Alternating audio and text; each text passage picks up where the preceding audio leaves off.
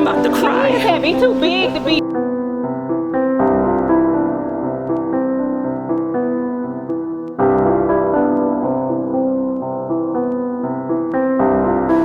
Allahu Akbar, Allahu Akbar.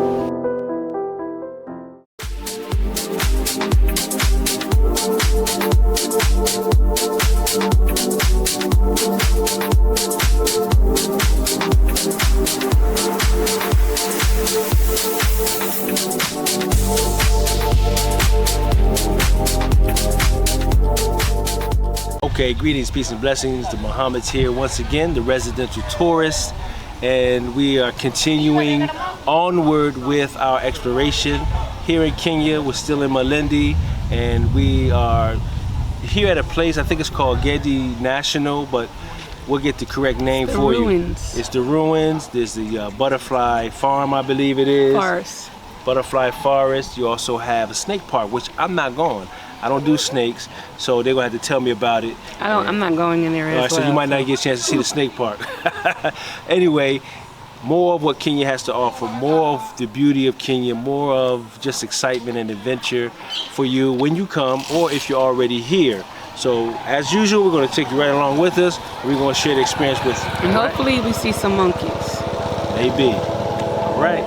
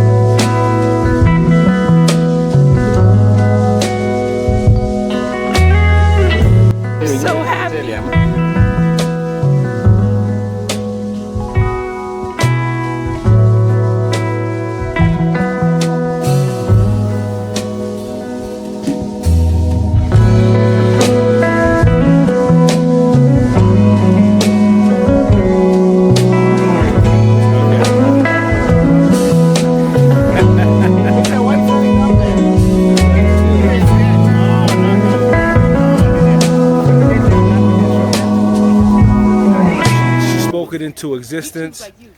We didn't even get halfway inside and all the monkeys start coming out. So she's in heaven right about now. You know what I'm saying? Bananas on her back and carrying on. Look at her, she's about to cry. Oh my God. It's crazy. She's crying. She's trying. Ready. I'm ready. Uh-oh. Look at her, look at her. Look at her. They're gone.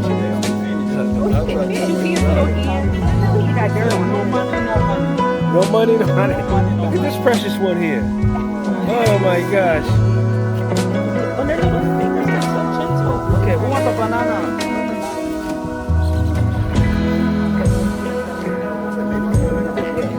I'm not gonna mess with you.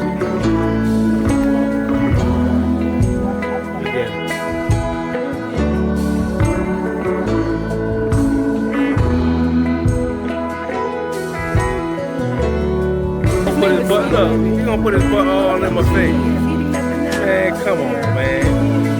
It's my homie here. It's my homie. Okay, let's couple of pictures. They might fight because he got a banana. He might, yeah, I don't want nobody scratching me up. Don't scratch me up. Come around here.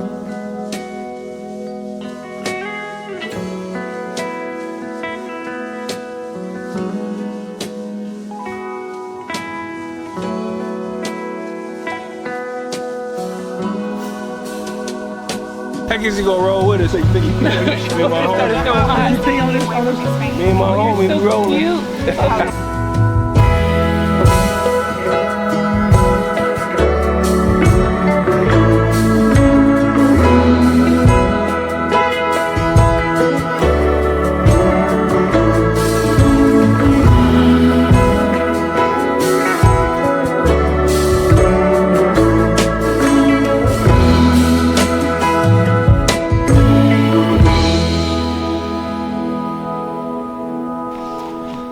This is Gede ruins. When we talk of Gede ruins, we are referring to the remains of a Swahili city Arab African city founded as early as 12th century.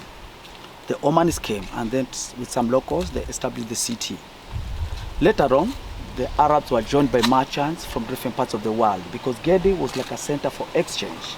Now people conducted business from 12th century up to 17th century when the city was deserted.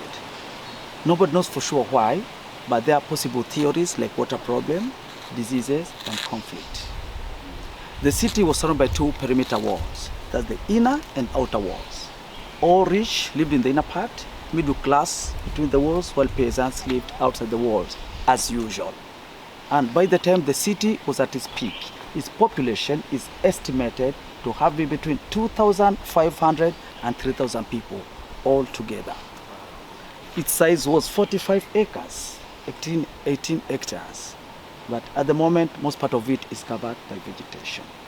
And because Gede people were Muslims, inside there are 8 mosques.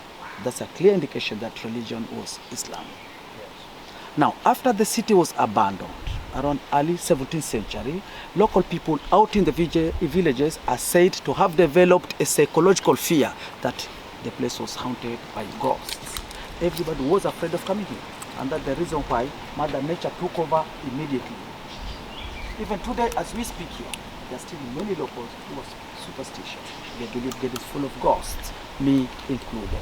You included? Yeah. Also, the reason why people feel this place is haunted or there are spirits because there are many tombs. Around 15th century, when the Portuguese came, there was an epidemic, outbreak of bubonic plague, because in the ships of the Portuguese there were a lot of rats. Wherever they went, they spread the disease. With no cure, many people died. Now, in the big cities and towns, there are cemeteries, but in the local villages, there are no cemeteries. Dead people are buried within the compound, the home compound. Now here there are many tombs, spirits of the dead, and you know, in this world, many people are more afraid of the dead than being afraid of the living. The dead are dead, they can't do you any harm, while the living can do a lot of harm to you. Now there are many spirits because of the tombs, many people are afraid of coming here. Now, the first white man to visit Gedi, who also brought this place to public attention, came here in the year 1884. The famous explorer called Sir John Cook. He traveled a lot. So after discovering the ruins, he went his way. But he must have mentioned something to do with this place here, because in 1927, the colonial government came to confirm the existence of Gedi. And immediately, the site was gazetted as a historical monument of Kenya. People started coming to visit. Due to the trees that were growing all over, houses were collapsing, walls cracking, roofs of the houses crumbling down. That made Public Works Department to come and do restoration work, cementing some of those together in 1939. And during that time, the Second World War had just started, and the British were somehow busy fighting. Therefore, not much restoration work was done. Because in the forest, we still have got so many ruins like this one, all covered by vegetation. You can see them. Remember, the size was 45 acres, quite a big city. Now, after restoration work, there is an archaeologist called James Kirkman who came here to excavate in 1948. Kirkman worked here for about 10 years. They found so many objects. Some are displayed in the museum, others were taken to Mombasa for Giza for publicity. Out of 45 acres, Kirkman managed to excavate about 12 only. That means there is still a lot to be done and more to be discovered inside this forest. Yeah. Now all these were houses, complete houses. Oh, wow. They collapsed after the city was abandoned. In fact, this part of the city with many houses concentrated in one area was the CBD, Central Business District, downtown Gedi. This is where you would get KCC, Times Towers, Kencom House, Parliament Building. They've been here, downtown. So this was African architecture? Yeah, well, it's a purely mix, Arab, African. African. Arab and African. Now, this was a mosque, a small mosque, kind of a Quranic school for the children. And outside there used to be a well. Inside the city, there are over 30 water wells. All are dry. Now, long time ago, the Indian Ocean is said to have been closer. But due to geological effect, ocean receded backwards, pole, water level dropped. Now, water inside the well started drying slowly. And as the water was drying, due to high concentration, wells that had fresh water started turning salty. Some people were not comfortable as far as water is concerned. They started leaving. Also, on the same aspect of water, we got this river, Athi River. But down on the coast, we call Sabaki or Galana River. Like when it's flowing through Tsavo, it's Galana River. Down in Malindi, Sabaki River. Up in Nairobi, Athi River, one and the same. Now, a tributary of that river is said to have been flowing through Arabuko Sokoke forest, which is close to this place, and people could get fresh water from there. Due to meandering, that the coastal area is flat, the tributary was forced to change its course. It was pushed far, and over the years, it also dried. No water, no life. Another reason why people left, apart from epidemic, born plague. Eventually, there was conflict. When Portuguese came, like Vasco da Gama arrived in Mombasa in April 1498, Mombasa people rejected him. He had to sail all the way to Malindi, where he was given a very warm welcome. Why? Back then, Mombasa and Malindi were two rival towns. So an enemy of Mombasa automatically will be a good friend of Malindi and vice versa. Was an immigrant, he had no visa. Oh yeah. Well, when Vasco da Gama arrived in Malindi, he was given a warm welcome. And at the time he was leaving, he was given this pilot, a local pilot called Ahmed Ibn Majid, to help him with the sea route to India. He was so happy that. And later on, upon his arrival back in Portugal, while narrating how his trip went, he mentioned the booming business that was taking place along the East African coast. The Portuguese were so much interested, such that around 1529, a Portuguese expedition led by Nuno da Cunha arrived in Mombasa with the aim of destroying the Arab trader. They wanted to conquer and dominate.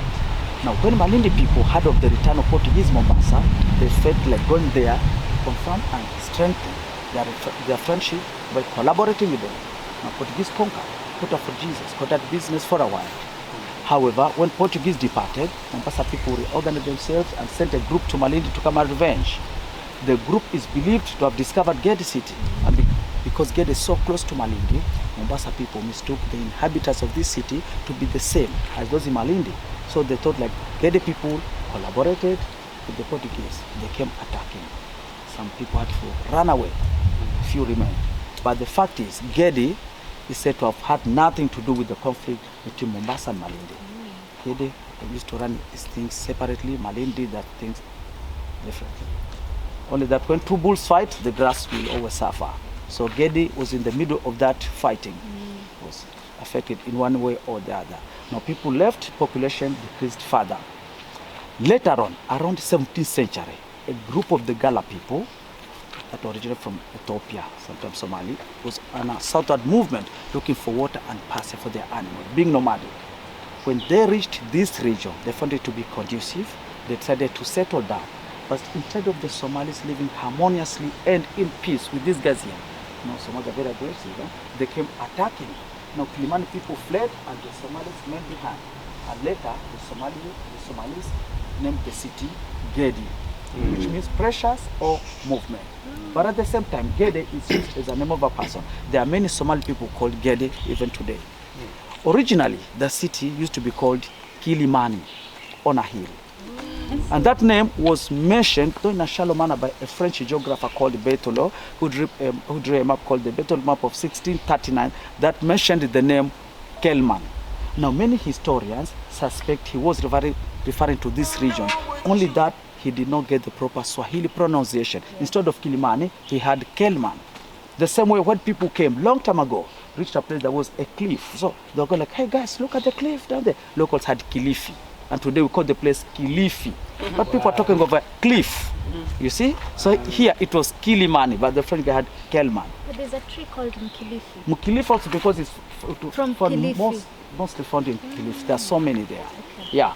So after the Somalis, later on, after the Somalis had exhausted all the food around this area, feeding their animals, they also left to go and look for food in other places. And that's when the city remained unoccupied, empty, abandoned. And immediately Mother Nature took over, houses collapsed, the city was ruined. Today we have Gedi ruins behind us. Awesome, man. Is everything clear, guys? Yeah, that was Thank good, you. man.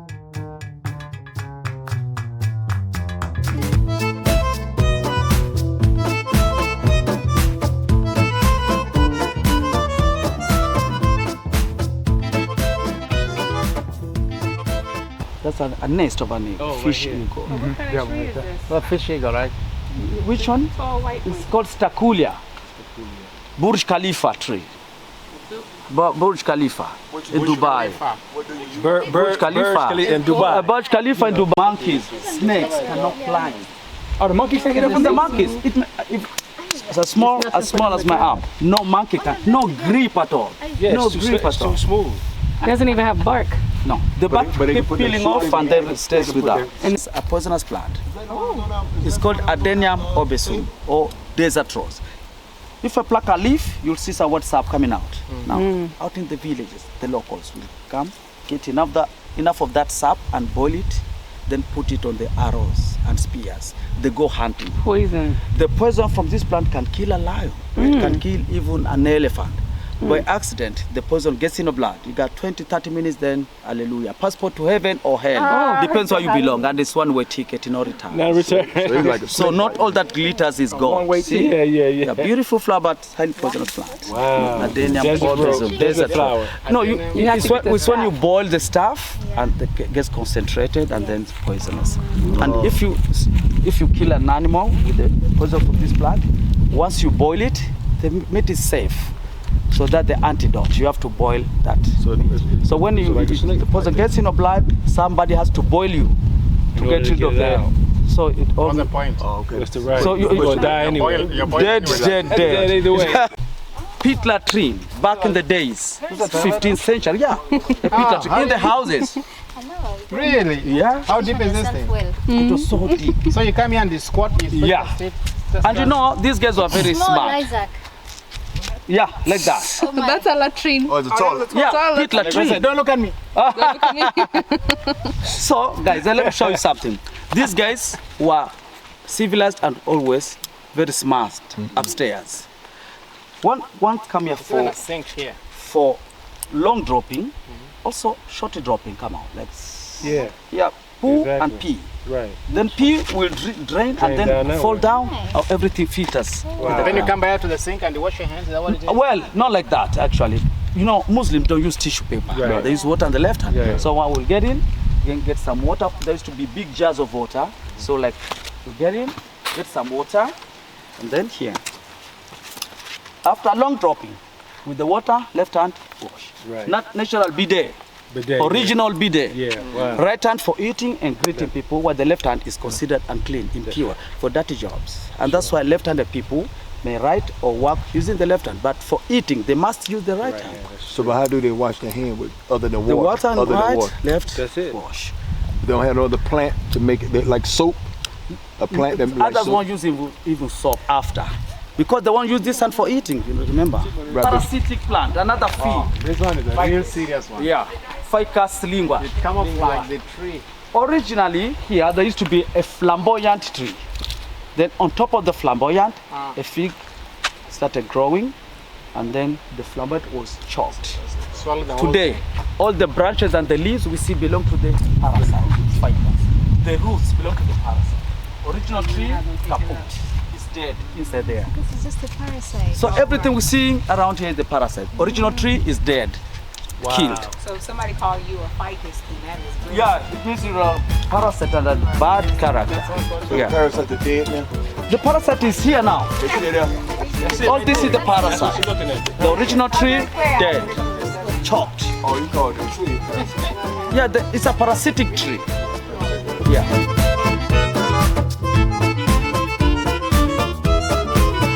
The palace door is the logo of Gedi ruins. Now, the ruler, the Sultan, lived inside the palace with his family. And this man is believed to have had 4 wives and a few concubines for a change. It's strong because servicing 4 wives is not a small job. This must have been a man and a half. A cuckoo danger. Cuckoo danger. Very rich and strong, but not happy at all. And you know why? I came to realize that in this life, 1 wife is very, very necessary and important. 2 wives, a little luxury. 3 problems. And 4 wives, natural disaster. More than 4 wives, suicide. No, he had 4 wives and the concubines, too much stress. Sure.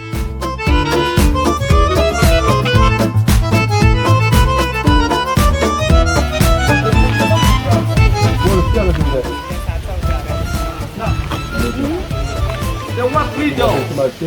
The one thing, the imam use the first door, men the middle door, while women use the last. And the mosque was separated by that wall. Women at the back, men in front. They will not see each other to avoid temptations. Because while praying, Muslims usually bend like this. And later they go like this. So when women are in front, men are looking and you know. So ladies are bowing in front.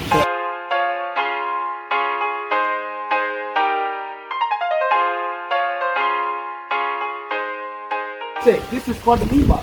Like a pulpit, mimbar. The imam will come here to preach. And after the sermon, the imam will go into the qibla. Mihrab, direction towards Mecca. From here east, for you, another. From here north. Right. The other place, like maybe US, should be east. And back then, there were no microphones. But listen to these guys.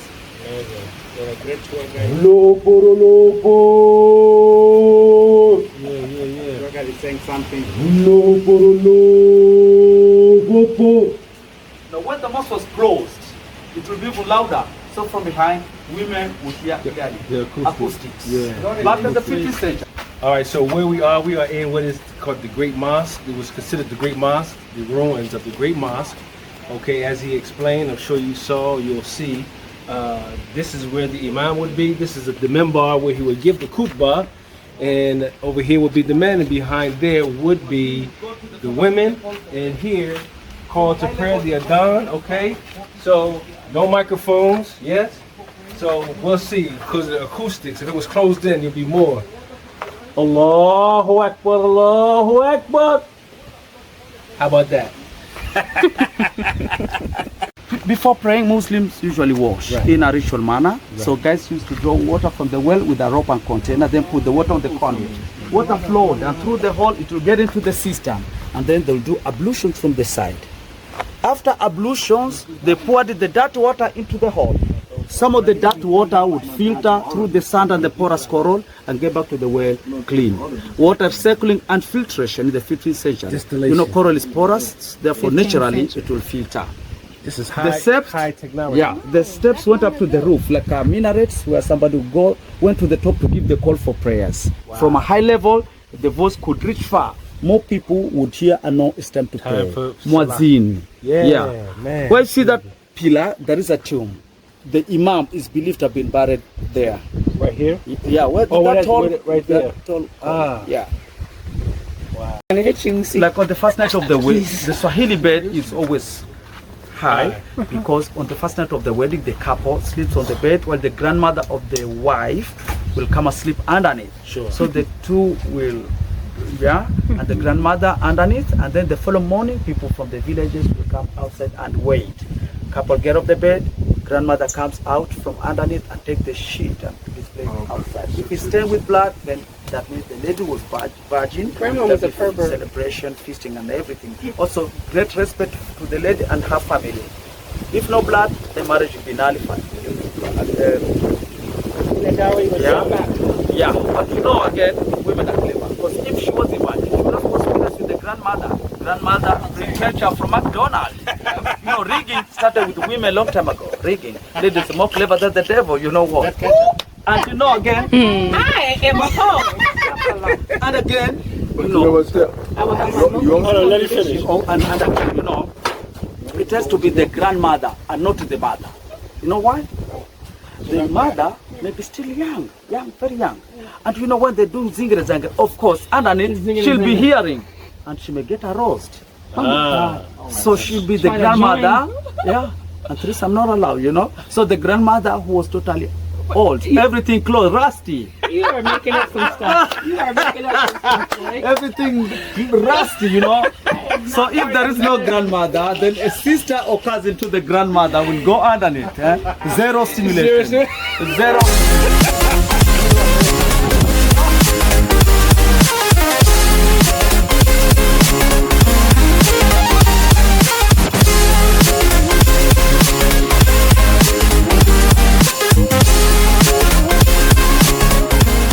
I need sincere feedback so that I can know where to regulate the You next time. was the greatest person Excellent. ever. You suck, but no, you was great. You was a great person that sucked. You was great at sucking. You was great. You have a It was smile very and entertaining. you have a smile on your face. Yeah, you can tell. You can actually see the passion that you have for it, and all the information. Like I said, you should write a book. Yeah. You should write, I'm serious. Really? You should write a book because you have a wealth of knowledge, and I'm sure that's not even half of what you already know. And I think you just owe it to those of us who are just ignorant to, because we're from America. We live in Kenya. We're from America, but this is like another missing piece of the puzzle. Oh yeah. You understand what I'm saying? So yeah, it helps sure. make our experience wholesome and more complete. So you. it's very significant, and you did a wonderful job, brother. Wonderful job. Wonderful Did job. good, man. Yeah. Okay, so listen, we had an incredible experience. Words fail me to be able to express the experience that we actually had. You really just got to look at it. You have to just really enjoy what you see, because I don't know. I mean, we looked at the ruins. We got a great history to allow for us to have a better understanding of Kenya, and our experience become even more wholesome and more enlightening. So listen, again, if you're in Kenya, you're coming to Kenya, you must come to Malindi.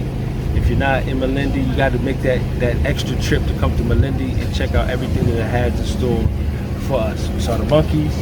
You know, she's speechless because we saw all the monkeys. She saw her family, her family. So, and the people are beautiful. You know, they're out here. Support them. Come support them. It's just a beautiful experience. So, thank you so much. Keep it blessed.